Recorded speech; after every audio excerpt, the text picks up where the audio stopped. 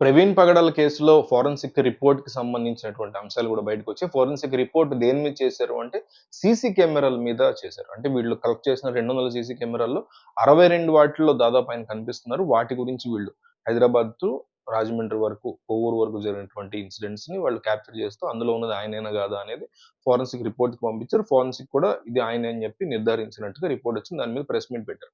అయితే దీంట్లో చాలా మంది సాటిస్ఫాక్షన్‌గా ఉన్నట్టు కనిపించట్లేదు. సాటిస్ఫాక్షన్‌గా లేనప్పుడు, అది క్రిస్టియన్ వర్గం లేదా జరిగిన క్రిస్టియన్ వ్యక్తికి కాబట్టి, పాస్టర్ కాబట్టి క్రిస్టియన్ వర్గం ఆబ్వియస్‌లీ సంతోషంగా దాన్ని సాటిస్ఫాక్టరీగా లేదు. అది హిందూయిజంకి సంబంధించినటువంటి వ్యక్తి అయ్యుంటే హిందూ వర్గం ఉండకపోయుండొచ్చు.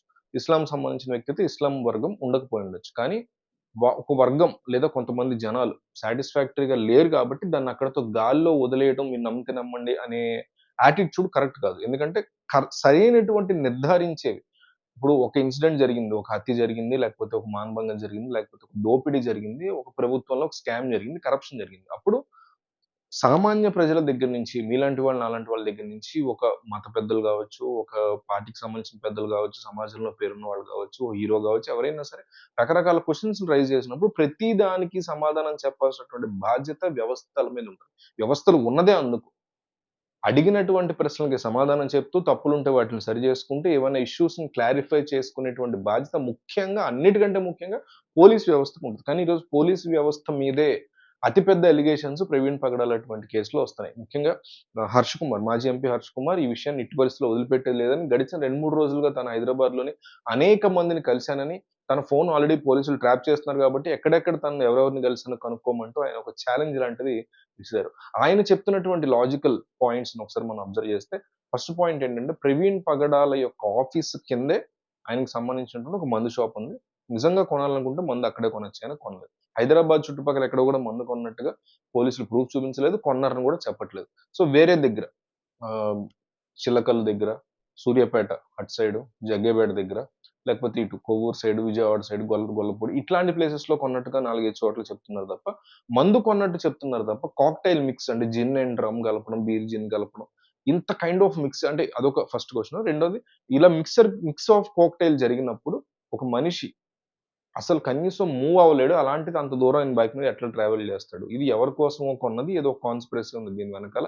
అది పోలీసులు ఫైండ్ ఔట్ చేయకుండా దీన్ని బ్రష్ చేసేస్తున్నారు కార్పెట్ కింద. దీన్ని ర్యాప్ అప్ చేసేస్తున్నారు. దీన్ని క్లోజ్ చేసి వదిలించుకోవాలనుకుంటున్నారు అనేది ఆయన అంటున్న రెండో డౌట్. మూడోది బిగ్గెస్ట్ థింగ్ ఏంటంటే హైదరాబాద్ నుంచి ఇక్కడ వరకు వచ్చినటువంటి వ్యక్తి మధ్యలో మందు తాగి కొన్నాడు గానీ, ఒక్కసారి కూడా వాటర్ బాటిల్ కొనలేదు. ఆ మంచినీళ్ళు అక్కడ ఎంత మందు తాగినా గానీ, మంచినీళ్ళనేవి తాగకుండా ఇంత ఎండాకాలంలో మంచినీళ్ళు తాగకుండా ఎందుకొస్తాడాయన? మూడోది.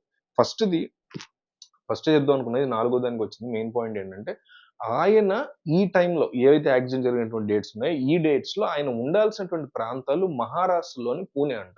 అక్కడ ఏవో మీటింగ్స్ దేవునికి సంబంధించినటువంటి సభ నేను పాస్టర్ కాబట్టి కల్వరి టెంపుల్‌లో ఉండాల్సినటువంటి అవసరం ఉంటే, కానీ అది క్యాన్సెల్ అయ్యి బలవంతంగా ఎవరో ఆయన్ని కొవ్వూరు రప్పించారు ఈ టైంలో అనేది ఈయన పాస్టర్ యొక్క సర్కిల్‌లో కనుక్కున్నప్పుడు ఈయనకి తెలిసినటువంటి బిగ్గెస్ట్ థింగ్ కింద ఆయన చెప్తున్నాడు. ఎటెళ్ళాలి మహారాష్ట్రలో పూణే ఇటు సైడ్ వెళ్ళాల్సినటువంటి వ్యక్తి సడెన్‌గా ప్లాన్ చేంజ్ చేసుకొని ఇక్కడికి రావడం కొవ్వూరు. అందులోనూ కార్‌లో ఎప్పుడు ప్రయాణించేటువంటి వ్యక్తి బండి మీద వెళ్ళిపోతాను నేను. బండి మీద వెళ్ళిపోయి బండి అక్కడ పెట్టేస్తాను నేను అని సన్నిహితుల వద్ద చెప్పడం. ఎందుకు నువ్వు క్యాన్సెల్ చేసుకున్నావు అంటే, లేదన్నా మా వాళ్ళు చాలా బలవంత పెడుతున్నారు రమ్మని అంటే, ఎవరు ఇతన్ని బలవంత పెట్టారు? విజయవాడలో కూడా మీటింగ్ ఉందని చెప్పారంట. అత్యంత సన్నిహితులకి ఈయన చనిపోయే ముందు ప్రవీణ్ పగడాల విజయవాడలో ఒక మీటింగ్ ఉంది. అది అయిపోయి కొవ్వూరులో ఒక మీటింగ్ ఉందని చెప్పారంట. మరి విజయవాడలో మీటింగ్ ఉందని తెలిసినటువంటి వ్యక్తి తాగేసి ఎందుకెళ్తాడు? నిజంగా పాస్టర్‌లు తాగడం తప్పేమీ గాదు. కానీ నిజంగా ఒక మీటింగ్‌కెళ్తున్నప్పుడు తాగేసి ఎళ్తే గనక ఒక పాస్టర్ జనమే యాక్సెప్ట్ జేయరు కాబట్టి క్రిస్టియన్సే ఊరుకోరు కాబట్టి ఆబ్వియస్‌లీ తాగరు. కానీ మీటింగ్ ఉందని తెలిసి గూడా ఈయన తాగాల్సినటువంటి అవసరం ఏముంది? వెళ్ళే ముందు ఏమన్నా మనస్పర్ధలు ఇంట్లో వాళ్ళతో జరిగాయా? గొడవలు జరిగాయా? ఫోన్‌లో ఎవరితోనైనా మాట్లాడుతున్నారా?